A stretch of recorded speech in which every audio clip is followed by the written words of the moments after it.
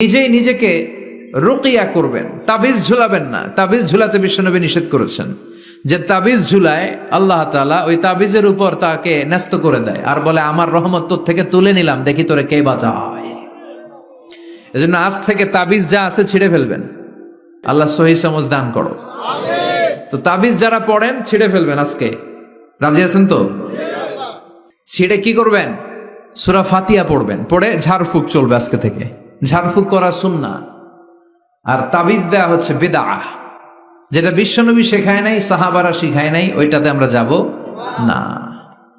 ঝাড়ফুঁক করবেন। আয়াতুল কুরসি পড়লে জিনভূত আসতে পারে? কথা বলেন। সূরা ফাতিহা পড়লে আর অসুস্থতা থাকতে পারে? বিশ্বনবীর সাহাবারা একবার সফরে বেরোলেন। সফরে বেরিয়ে হঠাৎ দেখলেন মরুভূমির মাঝখানে কিছু লোক জটলা পাকিয়ে রেখেছে, একটা লোক শুয়ে আছে। আবু সাঈদ আল খুদরি ছিলেন ওই সফরের লিডার। বললেন কি হয়েছে? তারা বলল আমাদের নেতাকে সাপে কামড় দিয়েছে, আরেক বর্ণনায় বিচ্ছু কামড় দিয়েছে, বিষের ব্যথায় আমাদের নেতা মারা যাবে। তারা নানা ধরনের বৈদ্যরাজ কবিরাজদেরকে এনে মন্ত্র পড়াচ্ছিল, সবাই মন্ত্র পড়ছিল, ছু মন্তর ছু কালিকুত্তার ঘু। ছোট বাচ্চারা পড়ে, বুঝানোর জন্য বললাম, তারা হয়তো অন্য কিছু পড়ছিল। তো এই যে এগুলো পড়ে ফু দিলে কি ভালো হয়? কথা কন, আরো রোগ বাড়ে, ঠিক কিনা? বাচ্চার হাতে 2টা, গলায় 3টা, কোমরে 4টা, এগুলোর ওজনেই তো বাচ্চা অসুস্থ হয়ে যাবে।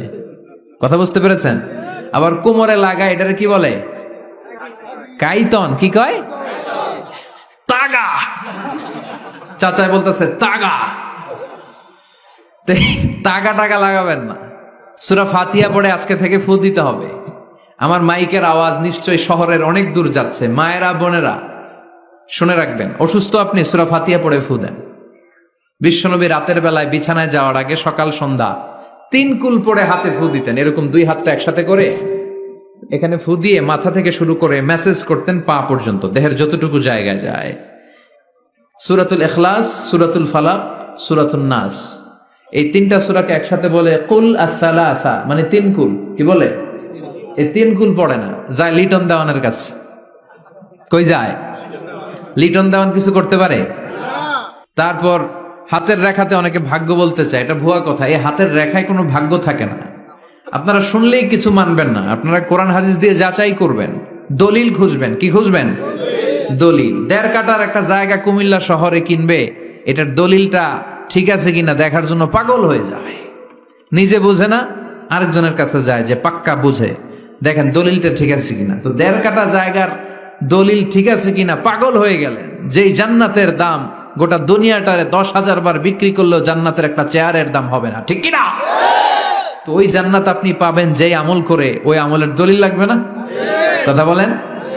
তবে বিনয়ের সাথে, কারো কাছে যখন দলিল চাবেন বিনয়ের সাথে আগে বুঝে নিবেন কার সাথে কথা বলতেছেন। You have to know who you are talking with, you don't know who you are dealing with. অনেকে জানে না কার সাথে কেমন করে কথা বলতে হয়। এজন্য আমি বলি যে জাননেওয়ালার উপরও জাননেওয়ালা আছে। তোমার অনেক পড়তে হবে, অনেক জানতে হবে, তাহলে তুমি সব বুঝবা, ঠিক কিনা? তো আমরা ঝাড়ফুঁক করব। আবু সাঈদ খুদরি বলল এই ছুমন্তর সু কালিকুত্তার ঘু, এটাতে কিছু হবে না। আমার কাছে এমন জিনিস আছে, এটা দিয়ে ফু দিলে ভালো করে দেয় কে? সবাই বলল তাহলে আমাদের নেতাকে ভালো করো। আবু সাঈদ খুদরি বলল তাহলে আমার ছাগল দিতে হবে, 1 পাল ছাগল। ওরা রাজি হলো। সবাইকে সরিয়ে উনি বসলেন। এই জীবনে প্রথম উনি রুকিয়া করেছেন। সূরা ফাতিহা পড়ে একবার ফু দিলেন, চোখ বন্ধ ছিল, সর্দারের চোখ খুলে ফেলেছে। আবার ফু দিলেন, এবার বসে গেছে, আবার ফু, হাঁটতে শুরু করছে, পুরা সুস্থ। সুবহানাল্লাহ পড়েন। 1 পাল ছাগল পেলেন, পথিমধ্যে একটা ছাগল জবাই করেও খেলেন। এরপর বিশ্বনবীর কাছে এসে মাসালাটা রিচেক করে নিলেন, ক্রস চেক, ডাবল চেক। আপনারা এখন ইউটিউবের সময় না, যে কোনো জিনিস সার্চ দিলেই সব পাওয়া যায়, আপনি জানতে পারবেন। তো একটা বিষয়ের উপর অনেকগুলো আলেমের বক্তব্য শুনবেন, ফলে ওভারঅল একটা ধারণা আপনি পেয়ে যাবেন। বুঝতে পেরেছেন? বিতিরের সালাত কয় রাকাত? অনেক মন্তব্য আছে, অনেক মতামত আছে। আপনি 5 জন স্কলারের কথা শোনেন, মোটামুটি একটা আন্দাজ পেয়ে যাবেন যে এটাই হয়তো হকের কাছাকাছি। গোড়ামি করা যাবে? ইসলামে গোড়ামি নাই। ইসলামের সৌন্দর্য হচ্ছে আত-তাইসির, simplicity is the beauty of Islam. সহজীকরণ হচ্ছে ইসলামের সৌন্দর্য। বিশ্বনবীকে যে কোনো অপশন দিলে সবচেয়ে সহজ অপশনটা নিতেন। সুবহানাল্লাহ পড়েন। বিশ্বনবীর কাছে এসে বললেন, ইয়া রাসূলুল্লাহ, সূরা ফাতিহা দিয়ে ঝাড়ফুঁক করে এক বর্ণনায় 100টা, আরেক বর্ণনায় 30টা ছাগল আমরা পেয়েছি। পথিমধ্যে একটা ছাগল জবাই করে আমরা খেয়েছি। এই যে কোরআন দিয়ে ফু দিয়ে আমরা ছাগল আনলাম, খাইলাম, এই ছাগল নেয়াটা জায়েজ হয়েছে কিনা বলেন। মাসালা ক্রস চেক করতে আসছে, ডবল চেক, দেখে বিশ্বনবী কি বলে। বিশ্বনবী বলেন জায়েজ হয়েছে মানে কোরআনের দাম বাড়ায় দিয়ে আসছিস বেটা। আল্লাহু আকবার। কোরআনের দাম তোমরা বাড়িয়ে দিয়ে এসেছো। 30টা বা 100টা ছাগল যাই পাইছো তোমরা, ভাগ বটোয়ারার পরে 2-1টা থাকলে আমারও দিও। তো এটাকে বলে সূরাতুশ শিফা। কোরআনের ভেতরে শিফা দিয়েছে কে? ওয়া নুনাজ্জিলু মিনাল কুরআনি মা হুয়া শিফাউন ওয়া রাহমাতুল লিল মুমিনিন ওয়া লা ইয়াজিদুল যালিমিনা ইল্লা খাসারা। এই কোরআনের মধ্যে আমি শিফা দিয়েছি, রহমত দিয়েছি, বরকত দিয়েছি। মুমিনদের জন্য কোরআনকে শিফা বানিয়েছে কে? সূরাতুশ শিফা মনে থাকবে? এই যে পীর সাহেব হুজুরের কাছে যে আসেন ফু দেওয়ার জন্য, যে হুজুর ফু দেন, হুজুর কি পড়ে ফু দেয় জানেন? আজকে গোমর ফাঁস করে দিয়ে যায় হুজুরের, সূরাতুল ফাতিহা পড়ে ফু দেয়। হুজুরের কাছেও আইসেন, আপনারাও ফু দিয়েন, নিজেরাও দিবেন। সবসময় যে হুজুরের কাছ থেকে নিতে হবে তা না, আব্বা আম্মার কাছ থেকে নিবেন। 2 গ্লাসে পানি, পৃথিবীর সবগুলা পীর সাহেবরে বললাম হুজুর এই গ্লাসে একটু ফু দেন, হুজুর আমার ফু দিয়ে দিল। আমার আব্বা উনি আরেক গ্লাসের পানির মধ্যে ফু দিয়ে দিল। মুহূর্তের মধ্যে আমার আব্বার ফুটা কাজে লেগে যাবে। গোটা পৃথিবীর পীর সাহেব একদিকে, বাবা মার দোয়া আর ফু আরেকদিকে, ঠিক কি না? তো এই জন্য সূরাতুল ফাতিহার এক নাম হচ্ছে সূরাতুশ শিফা। কি নাম? সূরাতুশ শিফা। আবার এই সূরার আরেক নাম হচ্ছে সাবউল মাসানি, নিত্য পাঠনীয় সপ্তবাক্য। নিত্য পাঠনীয় সপ্তবাক্য, যেই সূরাটা প্রতিদিন পড়া হয়। রব্বুল আলামিন বলেন, ওয়ালাকাদ আতাইনাকা সাবআম মিনাল মাসানি ওয়াল কুরআনাল আযীম। ও নবী, আমি আপনাকে নিত্য পাঠনীয় 7টা বাক্য দান করেছি, সাথে সাথে কোরআনে আজিম দান করেছি। সুবহানাল্লাহ। নিত্য পাঠনীয় 7টা বাক্য, এমন 7টা বাক্য এই সূরাতুল ফাতিহা, যে 7টা বাক্য সব সময় পড়তে হয়।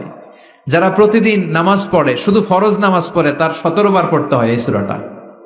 সুবহানাল্লাহ মাহফিলের পরে। আর যারা সুন্নাত সহ পড়ে তাদের প্রতিদিন 32 বার এই সূরাটা পড়তে হয়। তাহলে যেই লোকটার বয়স হয়েছে 50 বছর, সে যদি নামাজি হয়ে থাকে, একটু হিসাব করেন লোকটার বয়স কত? 50। আর লোকটা নামাজি না বেনামাজি? নামাজি। নামাজি লোক বয়স 50 বছর, তাহলে এই 50 বছরে সে যে কত লক্ষবার সূরা ফাতিহা পড়ছে ও নিজে জানে? সুবহানাল্লাহ কই? আল্লাহু আকবার। এমন সূরা যেটা প্রতিদিন পড়তে হয়। আবার বিশ্বনবী বললেন, লা তুহসা আজাইবুহু ওয়ালা তাবলা গরাইবুহু ফিহি মাসাবিহুল হুদা ওয়া মানারুল হিকমা। কোরআন এমন কিতাব, সূরাতুল ফাতিহা এমন সূরা, এই সূরার আশ্চর্যান্বিতার কোনো শেষ নাই। এই সূরা কোনোদিন পুরান হয় না। যাদের 80 বছর বয়স, কত কোটিবার আপনি সূরা ফাতিহা পড়ছেন? বুকে হাত দিয়ে বলেন তো, কখনো কি আপনার মনে হয়েছে যে প্রত্যেক দিন নামাজটা শুরু করলে এই সূরাটা দিয়ে শুরু করতে হয়? কত কোটিবার বললাম, আর ভাল লাগে না, পুরান পুরান লাগে। বুকে হাত দিয়ে বলেন, দাঁড়ান একজন, যে হুজুর আমার কাছে আর ভাল লাগে না, সূরাতুল ফাতিহা পড়তে পড়তে এটা পুরান লাগে, কালকে থেকে কুলফুল্লাহ দিয়ে শুরু করুন। এরকম ডাকাইতে আছে কেউ? নাই। কারণ কোরআন কখনো পুরান হয় না, যতই পড়ি ততই নতুন। চিল্লায় পড়েন আল্লাহু আকবার। এজন্য বিশ্বনবী বললেন, ও উম্মতেরা শোনো, 60টা আয়াত বিশিষ্ট এই সূরাটাকে দেখতে ছোট মনে হয়, সবার মুখস্থ, প্রত্যেকের কলিজার ভেতরে আছে। তোমাদের কাছে সাধারণ মনে হয়, সূরাটা সাধারণ না, অসাধারণ করে সূরাটারে নাজিল করেছে কে?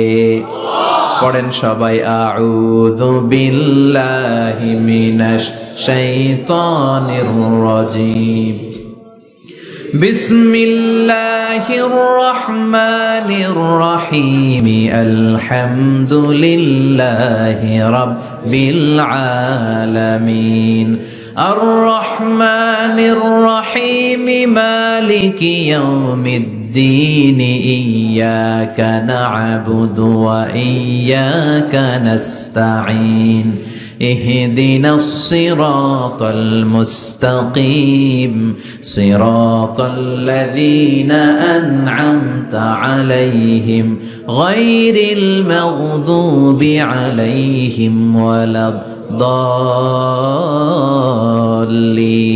চিল্লায় পড়েন আমিন আর জোরে আমিন।